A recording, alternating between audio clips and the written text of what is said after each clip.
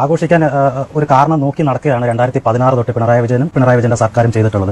അതുപോലെ 14ാം പഞ്ചവത്സര പദ്ധതി 2022-27 കാലഘട്ടത്തിൽ നടക്കുന്ന 14ാം പഞ്ചവത്സര പദ്ധതിയുമായി ബന്ധപ്പെട്ട് സംസ്ഥാന സർക്കാർ ഇറക്കിയ ഒരു റിപ്പോർട്ടിന്റെ അകത്ത് കേരളത്തിൽ 1,05,00,000 സാധാരണ മലയാളികൾ ഉണ്ടെന്നാണ് പറയുന്നത്. സാധാരണ മലയാളികൾ എന്ന് പറഞ്ഞാൽ ദിവസവേതനത്തിന് വേണ്ടിയിട്ട് അന്നത്തിന് വേണ്ടിയിട്ട് കൂലിപ്പണി എടുക്കുന്ന അസംഘടിത മേഖലയിൽ ജോലി ചെയ്യുന്ന സാധാരണ മലയാളികളുണ്ട്. അവർക്ക് സുരക്ഷിതമായ തൊഴിലിടമില്ല, അല്ലെങ്കിൽ സുരക്ഷിതമായ തൊഴിൽ അവകാശങ്ങളില്ല എന്ന് വെച്ചാൽ എപ്പോൾ വേണേലും പിരിച്ചുവിടും അവരെ. അവർക്ക് മാന്യമായ കൂലിയില്ല എന്ന് വെച്ചാൽ 300 രൂപയാണ് ദിവസക്കൂലി. ഇവരാരും നമ്മൾ കണ്ടിട്ടില്ല എന്നൊന്നും വിചാരിക്കരുത്. ഇവരൊക്കെ നമ്മുടെ ചുറ്റുവട്ട് തന്നെയുണ്ട്. ഉദാഹരണമായിട്ട് പറയുമെങ്കിൽ പെട്രോൾ പമ്പിൽ നിൽക്കുന്ന സ്ത്രീകൾ, തുണിക്കടയിൽ നിൽക്കുന്ന സ്ത്രീകൾ, പുരുഷന്മാർ, ആശാ വർക്കർമാർ, ഉച്ചക്കഞ്ഞി ഉണ്ടാക്കുന്നവർ, ഇവർ 1,05,00,000 ഉണ്ടെന്ന് കേരള സംസ്ഥാന സർക്കാരിന്റെ റിപ്പോർട്ട് തന്നെ പറയുന്നുണ്ട്. ഈ 1,05,00,000 എന്ന് പറയുന്നത് എത്രയാണെന്നറിയോ? കേരളത്തിലെ 3.5 കോടി വരുന്ന ജനസംഖ്യയുടെ 1/3 വരുന്ന 1,05,00,000 പേര് ഇത്തരത്തിൽ ദൈനംദിന ജീവിതം മുന്നോട്ട് കൊണ്ടുപോകാൻ വേണ്ടി പെടാപ്പാട് തെരുവുകളിൽ ചെയ്യുമ്പോൾ ശീതീകരിച്ച ടെന്റ് കെട്ടി കസവ് ധരിച്ച പൗരപ്രമുഖരെ വിളിച്ചുകൊണ്ട് വന്ന് അവിടെ വലിയ ഫ്ലെക്സ് പോസ്റ്ററുകളൊക്കെ വെച്ച് അവർക്ക് പാലിൽ മറ്റേ കപ്പലണ്ടി ഇട്ട് ഇത് നിറച്ച് കപ്പലണ്ടി ഇട്ട് അത് കൊടുത്ത് അതോടൊപ്പം തന്നെ അവരെ വാഴ്ത്തി പാടി അവരെ ഒപ്പം നിർത്തി ഈ സാധാരണക്കാരായിട്ടുള്ള 1,05,00,000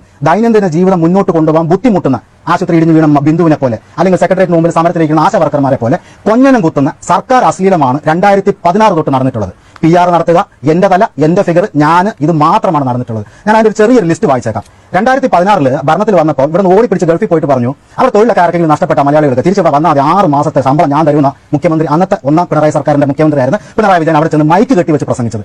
ഇതുവരെ ഒരു പ്രവാസിക്കും കോവിഡിന്റെ സമയത്ത് ജോലി നഷ്ടപ്പെട്ടു വന്നവനും ഒരുത്തിന് പോലും ഒരു 10 പൈസയുടെ ഉപകാരം ഈ 6 മാസം ശമ്പളം പോയിട്ട് ഒരു ദിവസത്തെ കൂലി പോലും കൊടുക്കാൻ ഈ പിണറായി വിജയൻ സർക്കാരൊന്നും സാധിച്ചില്ല. പക്ഷെ അന്നത് പറഞ്ഞപ്പോൾ ദേശീയ മാധ്യമങ്ങൾ ഉൾപ്പെടെ പിണറായി വിജയൻ ഇതുപോലെ പറയാൻ മറ്റൊരു മുഖ്യമന്ത്രിക്ക് സാധിക്കുമോ? കൃത്യമായ PR വർക്കായിരുന്നത്. അത് കഴിഞ്ഞിട്ട് 2016 അത് കഴിഞ്ഞിട്ട് ചെയ്തതെന്ന് ചോദിച്ചു കഴിഞ്ഞാൽ ഇവര് അതായത് 2018 കോടികൾ മുടക്കിയിട്ട് വൻമതിൽ, അതായത് വനിതാ മതിൽ നടത്തി. അതിന് ദേശീയ മാധ്യമങ്ങളിൽ ഭയങ്കര PR ആയിരുന്നു. ഫാസിസത്തിനെ എതിർക്കാൻ, ലിംഗനീതിക്ക് വേണ്ടിയിട്ട് കേരളത്തിലല്ലാതെ പിണറായി വിജയൻ അല്ലാതെ വേറെ ആർക്കും ഇതുപോലെ ഒരു വനിതാ മതിൽ നടത്താൻ സാധിക്കത്തില്ലെന്ന് പറഞ്ഞത്. അതിന് 50 കോടി ചെലവായില്ല എന്നുള്ളതൊക്കെ തർക്കുക. അത് കഴിഞ്ഞിട്ട് ഇപ്പോൾ 2025 എവിടെയാണ് നിൽക്കുന്നത്? നമ്മൾ അയ്യപ്പ സംഗമം നടത്തി അന്ന് ആ വൻമതിലിനെ എതിർത്ത സുകുമാരൻ നായരനെയും വെള്ളാപ്പള്ളി നടേശനെയും കൂടത്തിയിരുത്തിക്കൊണ്ട് ആചാര സംരക്ഷണം നടത്തുന്ന PR വർക്കാണ് ഇപ്പോൾ നടത്തിക്കൊണ്ടിരിക്കുന്നത്. അത് കഴിഞ്ഞിട്ട് പിന്നെ ഉടനെ അതിനോടനുബന്ധിച്ച് പറഞ്ഞു നായർ മുതൽ നായാടി വരെ ഞങ്ങൾ എല്ലാവരും ഒരുമിച്ച് നിർത്തി ശ്രീനാരായണ ഗുരുവിന് ശേഷം കേരളം കണ്ടിട്ടുള്ള ഏക അല്ലെങ്കിൽ ഇനിയുള്ള ഒരു നവോത്ഥാന നായകൻ എന്നുള്ള ഇമേജ് ഉണ്ടാക്കാൻ വേണ്ടിയിട്ട് അന്ന് നവോത്ഥാന സമ്മേളനം നടത്തി. കുറച്ച് കഴിഞ്ഞപ്പോൾ ആ നവോത്ഥാന സമ്മേളനത്തിൽ ഉണ്ടായിരുന്ന ദളിതരായിട്ടുള്ള ചില തിങ്കേഴ്സിന് മനസ്സിലായി ഇത് നവോത്ഥാനം ഒന്നുമല്ല, ഇത് PR വർക്കാണെന്ന് പറഞ്ഞിട്ട് അവർ അതിൽ നിന്ന് ഇറങ്ങി പോവുകയും ചെയ്തു. അത് കഴിഞ്ഞപ്പോൾ പ്രളയം വന്നപ്പോൾ മത്സ്യത്തൊഴിലാളികൾ ഉണ്ടായിരുന്നതുകൊണ്ടാണ് 19,000 പേരെ ഈ വെള്ളത്തിൽ മുങ്ങി പോകാതെ രക്ഷിക്കാൻ സാധിച്ചത്. അവരെ കേരള സൈന്യം ഒന്ന് വിളിച്ചു. അതിന് മേളിൽ ഞാൻ രക്ഷകനെന്ന് പിണറായി വിജയൻ പറഞ്ഞു. എന്നിട്ട് ആ രക്ഷിക്കാൻ പോയ മത്സ്യത്തൊഴിലാളികൾക്ക് തിരിച്ചു വന്നതിന് ഫ്യൂവൽ കാശ് പോലും കൊടുക്കാത്ത ആൾക്കാർ ഇവിടെ ഉണ്ട്. ആ ഫ്യൂവൽ കാശ് കിട്ടാത്തതിന്റെ പേരിൽ ഇവിടെ ആ മത്സ്യത്തൊഴിലാളികളെ ആദരിക്കാൻ വേണ്ടിയിട്ട് നടത്തിയ പരിപാടിയിൽ നിന്നും ഇറങ്ങിപ്പോയ മത്സ്യത്തൊഴിലാളികളെ എനിക്കറിയാം. അത് കഴിഞ്ഞപ്പോൾ നിപ്പ വന്നപ്പോൾ ആദ്യത്തെ നിപ്പ വന്നപ്പോൾ എന്താ പറഞ്ഞ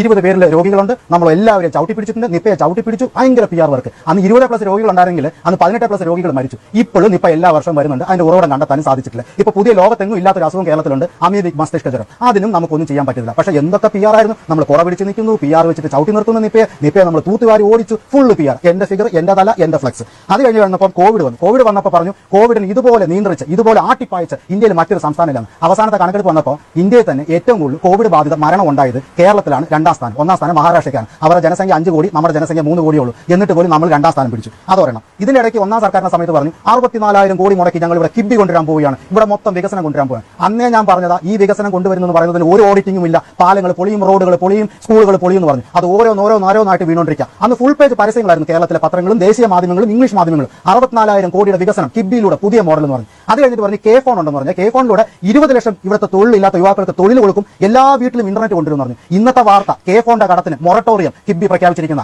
അന്ന് K-ഫോൺ പദ്ധതി കൊണ്ടുവന്ന് റിലയൻസിനെ എയർടെലിനെ ഇവിടെ ഓടിക്കുമെന്ന് പറഞ്ഞ തോമസ് ഐസക് അന്നത്തെ ധനമന്ത്രി ആ PR എല്ലാം നടത്തിയിട്ട് ഇപ്പൊ പുള്ളി മറ്റേ തൊഴിലിങ്ങനെ വാരി വിതറുന്നതിന്റെ ഇടയിൽ റിലയൻസിൽ സിം കാർഡ് വിൽക്കാനാണ് കുടുംബശ്രീക്കാരെ ജോലി ഏർപ്പാടാക്കി കൊടുത്തിട്ട് അതിന്റെ കണക്ക് പോലും ഒരു മാനവും ഇല്ലാതെ ഫേസ്ബുക്കിൽ എടുത്തിട്ട് അലക്കിക്കൊണ്ടിരിക്കാതെ. ഇതിനിടയിൽ സൗജന്യ ലാപ്ടോപ്പ്, എല്ലാ കുട്ടികൾക്കും സൗജന്യ ലാപ്ടോപ്പ്, ആപ്പിളിന്റെ ലാപ്ടോപ്പ് പൂട്ടിപ്പോകും, HP-യുടെ ലാപ്ടോപ്പ് പൂട്ടിപ്പോകും, മാക്ബുക്ക് പൂട്ടിപ്പോകും. കേരളത്തിലെ കൊക്കോണിക്സ് എന്ന് പറഞ്ഞൊരു ലാപ്ടോപ്പ് ഇറക്കി. അതിനും പിണറായി വിജയന്റെ തല, പിണറായി വിജയന്റെ ഫിഗർ. എന്നിട്ട് അതിന്റെ ഒരേ ഒരു കുഴപ്പമുള്ളൂ കേട്ടോ, ആ ലാപ്ടോപ്പിനെ കുറിച്ച് കുറ്റം പറയും, ഒരു സ്വിച്ച് മാത്രം വർക്ക് ചെയ്തിട്ടില്ല. അത് ഓൺ സ്വിച്ച് എന്ന് പറഞ്ഞാൽ ആ സ്വിച്ച് മാത്രമാണ് വർക്ക് ചെയ്തത്. ഇതിനിടയ്ക്ക് സീവേജ് ക്ലീനിങ്, ഇനി മേല കേരളത്തിലെ മാലിന്യ കുഴികളിൽ ഇറങ്ങുന്നവർ മരിക്കത്തില്ല, നമ്മൾ റോബോട്ടിന് ഇറക്കിയിട്ടുണ്ട്, റോബോ കൂട്ടുന്ന കണ്ട പറഞ്ഞ് റോബോട്ട് ഇറക്കിയിട്ടുണ്ടെന്ന് പറഞ്ഞിട്ട് അതിനും PR. ഈ കഴിഞ്ഞ ആഴ്ച കട്ടപ്പനയിൽ 3 തമിഴ് തൊഴിലാളികളാണ് തോന്നുന്നു, 3 പേര് മരിച്ചിട്ടുണ്ട് മാലിന്യ കുഴി വൃത്തിയാക്കാൻ വേണ്ടിയിട്ട് ഇറങ്ങിയപ്പോൾ. കുറച്ച് നാൾ മുമ്പ് നമുക്ക് ആമേഴഞ്ചാം തോടിൽ ഒരാൾ മരിച്ചത് നമുക്ക് ഓർമ്മയുണ്ടല്ലോ. ഈ റോബോ കൂട്ടും അന്നത്തെ PR വർക്കും അന്നത്തെ ഫ്രണ്ട് പേജ് പരസ്യം അവിടെ പോയി. അത് കഴിഞ്ഞ് കോടികൾ മുടക്കി നവകേരള സദസ് നടത്തി. അന്ന് ഒരു ബസ് 1 കോടി മുടക്കി മേടിക്കുകയും ചെയ്തു.